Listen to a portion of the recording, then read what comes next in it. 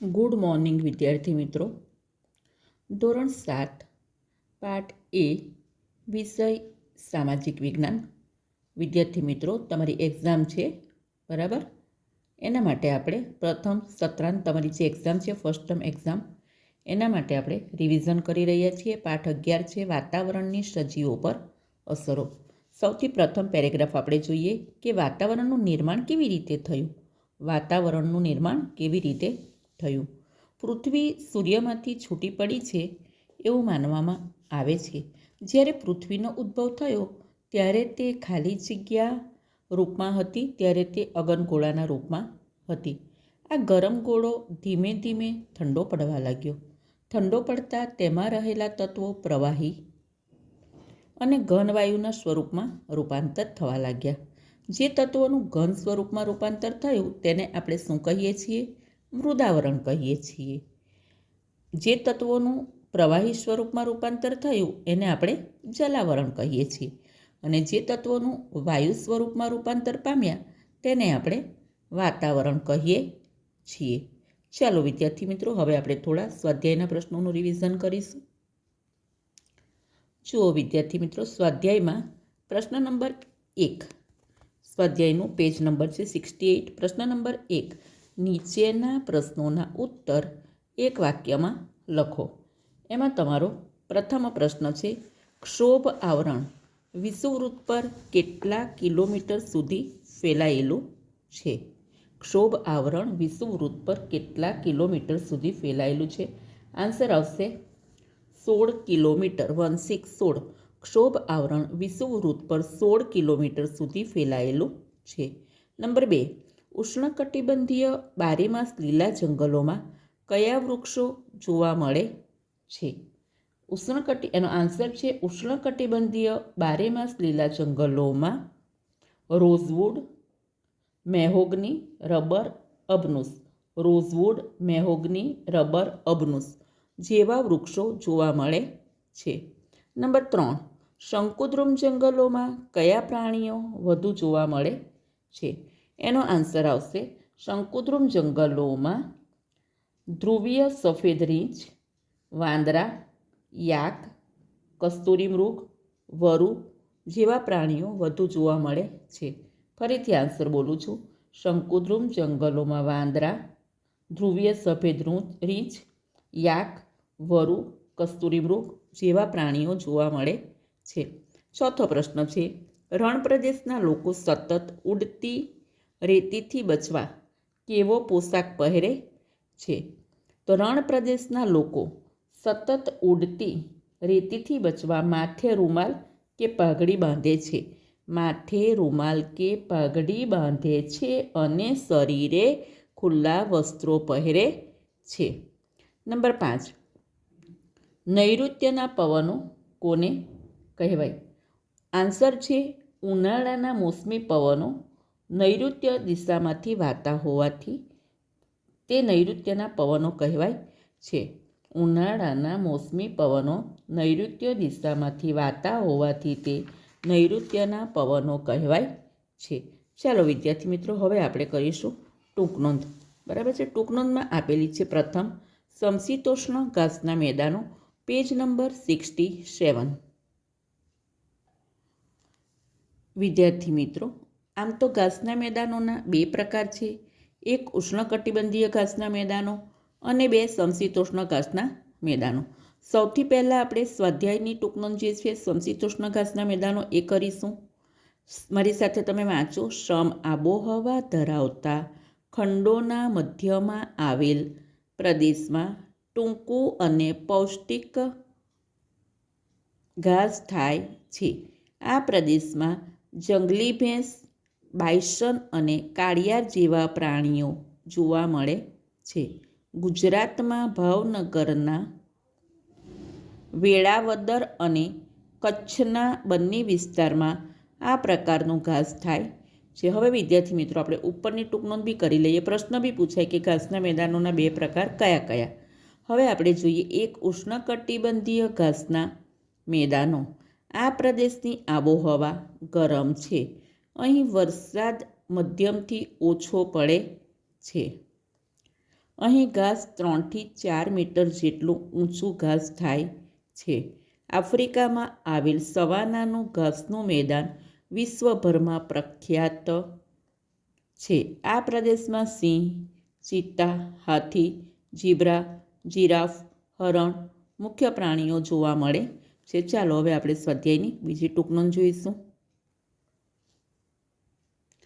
હવે જુઓ સ્વાધ્યાયમાં પ્રશ્ન 2માં બીજી ટૂંક નોંધ. ભૂમધ્ય સાગરના જંગલો.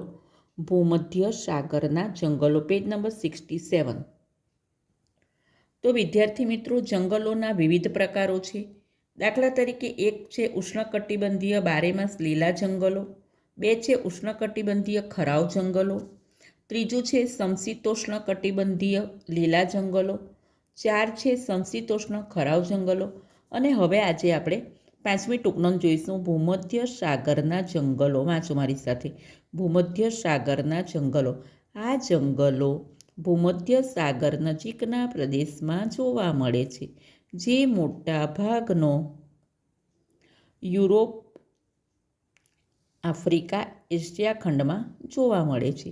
આ પ્રદેશની આબોહવા ઉનાળામાં ગરમ શુષ્ક, શિયાળામાં ઠંડી અને ભેજવાળી હોય છે. આ પ્રદેશમાં ખટાશવાળા ફળોની વનસ્પતિ સંતરા, અંજીર, ઓલિવ એટલે કે જૈતુન, દ્રાક્ષ વગેરે મુખ્ય જોવા મળે છે. ચાલો હવે આપણે જોઈએ નેક્સ્ટ ક્વેશ્ચન. હવે વિદ્યાર્થી મિત્રો, પ્રશ્ન 2માં ત્રીજી ટૂંક નોંધ આપણે જોઈશું. સમતાપ આવરણ. સમતાપ આવરણ, પેજ નંબર 63. વિદ્યાર્થી મિત્રો, સમતાપ આવરણ પહેલાં આપણે જે બધા જ આવરણની ટૂંક નોંધ આપણે જોઈ લઈશું, એટલે એમાંથી 1-2 વાક્યના પ્રશ્નો કે બધું જ તમને આવી જશે. એ રીતે હું તમને રિવિઝન કરાવું છું. સમતાપ આવરણ આપણે પછી જોઈએ. પહેલાં હું તમને વાતાવરણની સ્તર રચનાની માહિતી આપું છું. બરાબર છે. હવે જુઓ વાતાવરણની સ્તર રચના, પેજ નંબર 62. વાતાવરણને પૃથ્વીની સપાટીથી ઊંચાઈ તરફ જતા તાપમાન અને વાયુઓની સંરચનામાં થતા ફેરફારને આધારે, લાસ્ટ પેરેગ્રાફ છે, ફેરફારના આધારે અલગ અલગ આવરણ કે સ્તરોમાં વિભાજિત કરવામાં આવે છે. તો વાતાવરણને આવા ફેરફારને આધારે કેટલા આવરણો પાડવામાં આવ્યા છે? તો વાતાવરણના 4 પેટા આવરણો પાડવામાં આવ્યા છે. કેટલા? 4 પેટા આવરણ. એવો પ્રશ્ન બી પૂછાય, કયા કયા?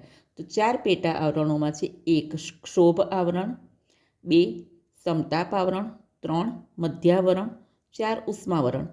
1 ક્ષોભ આવરણ, 2 સમતાપ આવરણ, 3 મધ્યાવરણ, 4 ઉષ્માવરણ. હવે આપણે ટૂંક નોંધ કરીશું ક્ષોભ આવરણ. જુઓ વિદ્યાર્થી મિત્રો, અહીં તમને ક્ષોભ મંડળની એક આકૃતિ પણ આપેલી છે. આપણે ક્ષોભ આવરણની ટૂંક નોંધ કરી રહ્યા છીએ. બાજુમાં જુઓ બેટા, ક્ષોભ આવરણ. પૃથ્વીને વીંટળાઈને આવેલા વાતાવરણના પ્રથમ આવરણને ક્ષોભ આવરણ કહે છે. તો અહીં આ પ્રથમ આવરણ છે. આકૃતિમાં આ પ્રથમ આવરણ કયું છે? તો આ પ્રથમ આવરણ એક ક્ષોભ આવરણ છે. સૌથી નીચે 10 લખ્યું છે ને, એ ક્ષોભ આવરણ છે. ફરીથી જુઓ ટૂંક નોંધમાં, પૃથ્વીને વીંટળાઈને આવેલા વાતાવરણના પ્રથમ આવરણને ક્ષોભ આવરણ કહે છે. વિષુવવૃત્ત પર તે આશરે કેટલા કિલોમીટર? તો 16 કિલોમીટર. વિષુવવૃત્ત પર આશરે કેટલા કિલોમીટર? 16 કિલોમીટર. પછી સમશીતોષ્ણ કટિબંધમાં કેટલા કિલોમીટર આશરે? તો ક્ષોભ આવરણ એ સમશીતોષ્ણ કટિબંધમાં આશરે 12 કિલોમીટર. અને ક્ષોભ આવરણ ધ્રુવો ઉપર આશરે કેટલા કિલોમીટર? તો ક્ષોભ આવરણ ધ્રુવો ઉપર આશરે 8 કિલોમીટર ઊંચાઈ સુધી વિસ્તરેલું છે. વિદ્યાર્થી મિત્રો, નકશાપોથીના બધા પ્રશ્નો પણ આપણે આમાં આવી જ જશે. બરાબર છે. એટલે નકશાપોથીના પ્રશ્નો તમારે વાંચવાના. હવે આપણે જોઈએ, ફરીથી એને વાંચી લઈએ. ક્ષોભ આવરણ એટલે શું? તો પૃથ્વીને વીંટળાઈને આવેલા વાતાવરણના પ્રથમ આવરણને ક્ષોભ આવરણ કહે છે. વિષુવવૃત્ત પર તે આશરે 16 કિલોમીટર, સમશીતોષ્ણ કટિબંધ પ્રદેશમાં આશરે 12 કિલોમીટર અને ધ્રુવો ઉપર આશરે 8 કિલોમીટર ઊંચાઈ સુધી ઢંકાયેલું ફેલાયેલું છે. ઋતુઓ મુજબ ક્ષોભ આવરણમાં ફેરફાર થાય છે. ક્ષોભ આવરણ જીવસૃષ્ટિ માટે ખૂબ અગત્યનું છે. પછી છે ક્ષોભ આવરણમાં શું અનુભવાતું હોય છે એવો પ્રશ્ન પૂછાય તો બરાબર છે. તો ક્ષોભ આવરણમાં વાતાવરણના તોફાનો, અવાજના તરંગો, હવાની સંરચના, વીજળી, વરસાદ, વાદળો વગેરે અનુભવાય છે. ક્ષોભ આવરણમાં શેનો અનુભવ થાય છે? ક્ષોભ આવરણમાં વાતાવરણના તોફાનો, અવાજના તરંગો, હવાની સંરચના, વીજળી, વરસાદ, વાદળો, બરાબર, આ બધાનો અનુભવ થાય છે. પછી ક્ષોભ આવરણમાં પ્રતિ 1 કિલોમીટરની ઊંચાઈએ આશરે 6.5 દરે તાપમાનમાં ઘટાડો થાય છે અને જે ઊંચાઈએ જતાં તાપમાન ઘટતું અટકી જાય તે સીમાને આપણે શું કહીએ છીએ? તો તે સીમાને આપણે ક્ષોભ સીમા કહીએ છીએ. અહીં શું આપેલું છે? ક્ષોભ સીમા. ચાલો હવે વિદ્યાર્થી મિત્રો હું તમને બીજી ટૂંકનોંધ કરાવું. હવે વિદ્યાર્થી મિત્રો આ આપણી સ્વાધ્યાયની ટૂંકનોંધ છે. ઓકે, સમતાપ આવરણ. ચાલો સૌથી પહેલાં સમતાપ આવરણ એટલે શું? ક્ષોભ સીમાથી ઉપરના આવરણને સમતાપ આવરણ કહે છે. તો અહીં આકૃતિમાં ક્ષોભ સીમા આપેલું છે, બરાબર છે, ક્ષોભ સીમા. એનાથી ઉપરનું આવરણ આ કયું છે? સમતાપ આવરણ, બરાબર. તો ક્ષોભ સીમાથી ઉપરના આવરણને સમતાપ આવરણ કહે છે. સમતાપ આવરણ ક્ષોભ સીમાથી આશરે કેટલા કિલોમીટર સુધીની ઊંચાઈ સુધી વિસ્તરેલું છે? 50 કિલોમીટર. ઊંચાઈની સાથે સમતાપ આવરણમાં તાપમાન શું થાય છે? તો તાપમાન વધે છે. આ આવરણમાં શું જોવા નથી મળતું? સમતાપ આવરણમાં શું જોવા નથી મળતું? સમતાપ આવરણમાં વાદળ, વરસાદ, ચક્રવાત એટલે કે તોફાનો, વાવાઝોડું. તો સમતાપ આવરણમાં ઋતુઓ, વાદળ, વરસાદ, ચક્રવાત વગેરે જોવા મળતા નથી. સમતાપ આવરણની હવા કેવી હોય છે?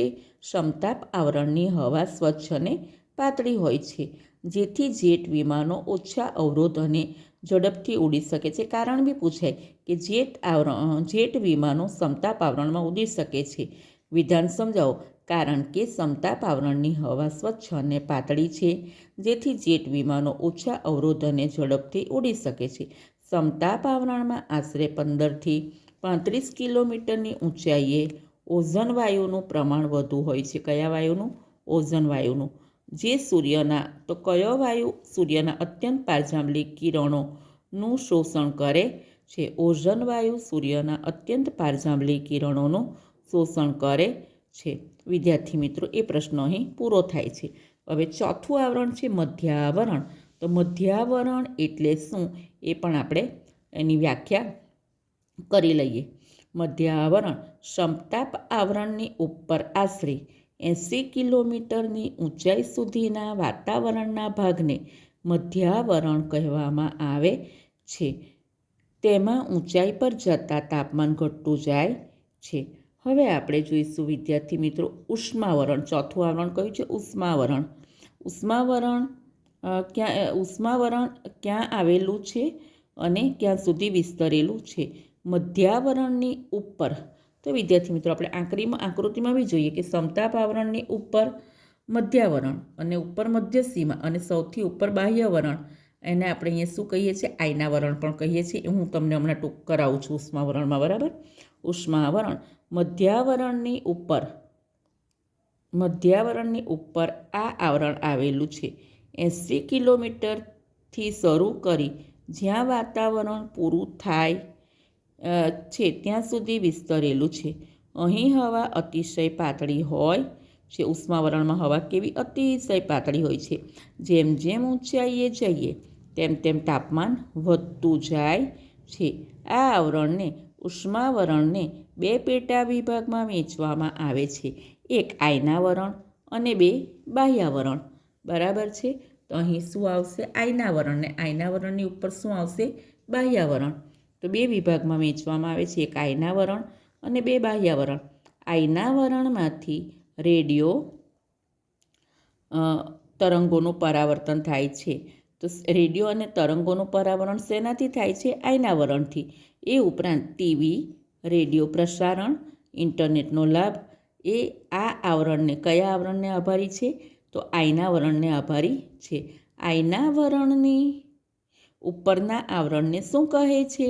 આઈના આવરણની ઉપરના આવરણને બાહ્યાવરણ કહે છે. ચાલો વિદ્યાર્થી મિત્રો, અહીં હું પાર્ટ A પૂરું કરું છું. નેક્સ્ટ વિડીયોમાં આપણે બીજા પ્રશ્નો જોઈએ.